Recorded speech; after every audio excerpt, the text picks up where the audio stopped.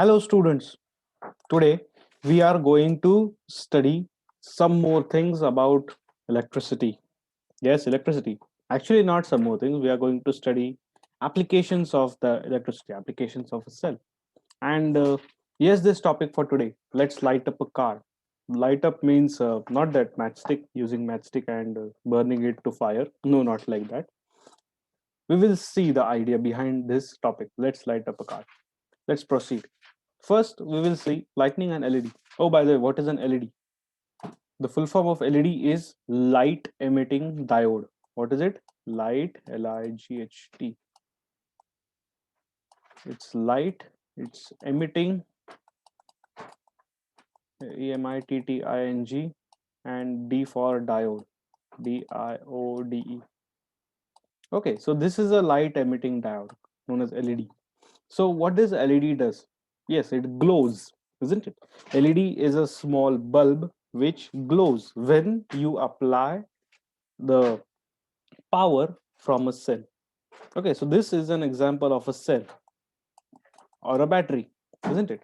So there are two terminals in battery, one is positive and one is negative. Considering this as positive and this as negative, let us consider it. This is positive, this is negative. Then one end would be the LED end and another end would be to other end of the LED. And when you connect this to like this, the LED glows. Okay, LED glows. And this is how you connect a battery or a cell to an LED, isn't it? Now remember one thing over here. Whenever you purchase an LED from a store or from a local electrician or from any other source, the longer wire you will receive an LED with one longer wire and one shorter wire. No, it's pin. Okay, one longer pin and one shorter pin. So the longer pin needs to be connected to the positive terminal of the battery, and the shorter pin should be connected to the negative terminal of battery. Otherwise, this LED will not work. Okay, you must keep this in mind. So that is why this point is very important. Whenever you buy a purchase an LED, there are two wires on it in an LED like this. So the longer wire must be connected to positive and the shorter wire must be connected to the negative end of a cell. Understood? Let's move forward. Now, what does cell provide to LED so that it could glow? Yes, or so that it could light? What does cell provide? Yes, cell provides energy. Okay, what does cell provide? Cell provides energy in form of electric current. Okay, cell, what does it cell do? Cell gives voltage. Okay, cell provides voltage to this bulb so that the bulb could glow. Okay, when the cell provides voltage, the electricity flows from the wire from the positive end to the negative end, and this goes on continuously till the potential or till the voltage is being applied.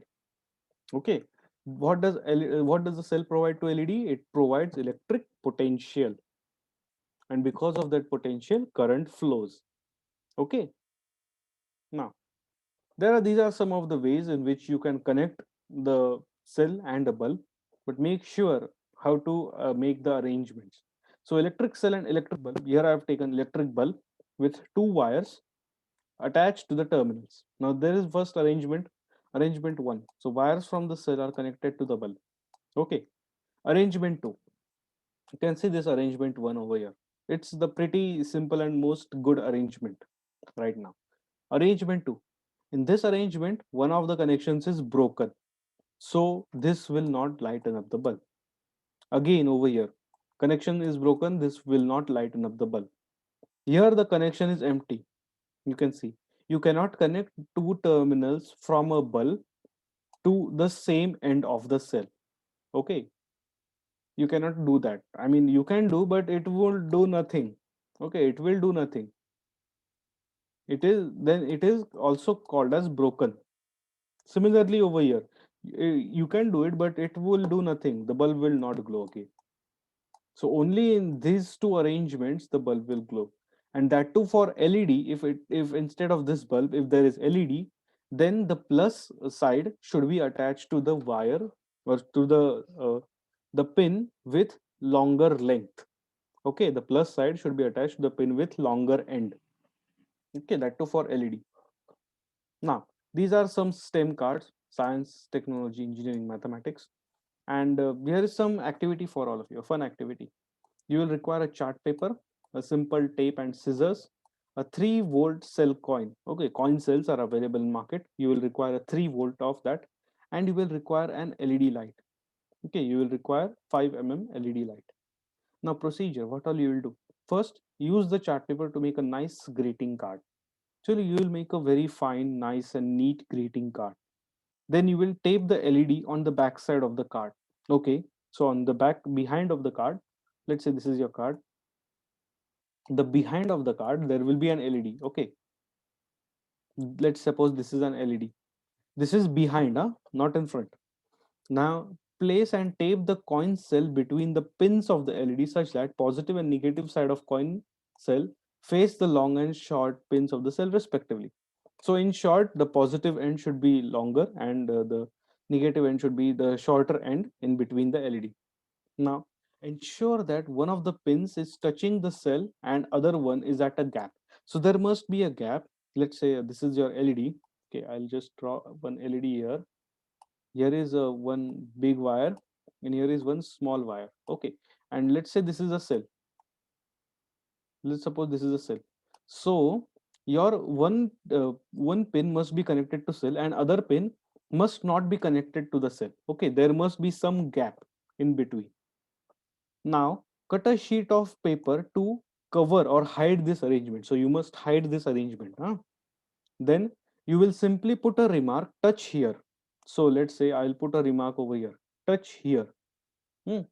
And when someone, as soon as someone touches there, what will happen? This wire over here will get in contact with the cell, and the connection will be closed. Okay, the connection will be closed and the bulb will glow. As soon as the recipient of the card touches it, the greeting card will light up. Okay, this is how you need to perform this practical, or you need to perform this experiment. Now, some notes for you. First, the cell provides the force or voltage that makes the electrons move. Okay, and as the electrons move, electric current generates.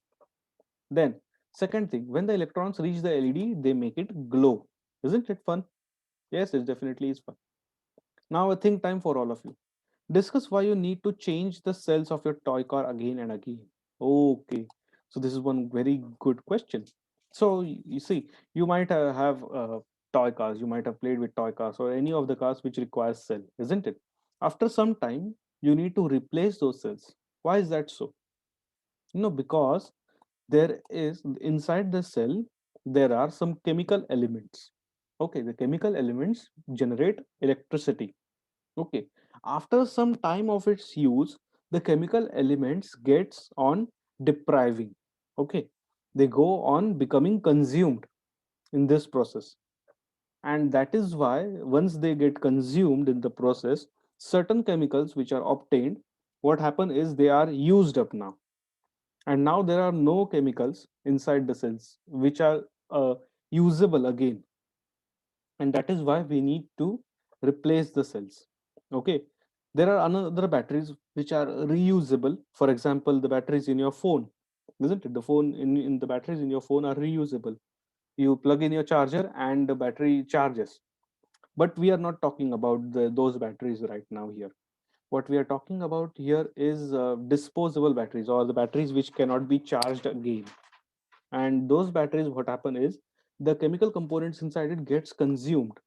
Okay, to make up the electricity run for us. Okay, that's the reason we need to change the batteries.